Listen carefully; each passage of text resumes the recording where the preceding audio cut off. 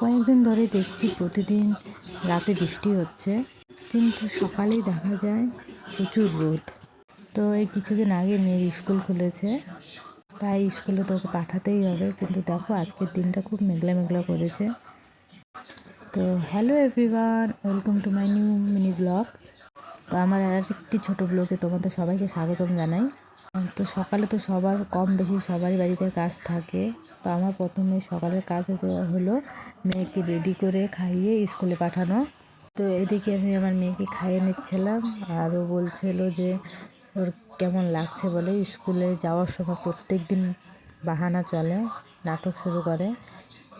তার জন্য ওকে প্রথমে খাইয়ে নিই, তারপর আমি ওকে রেডি করতে বসিয়ে পড়ি। কোথাও যাচ্ছি না, লাইক ও সাবস্ক্রাইব করো।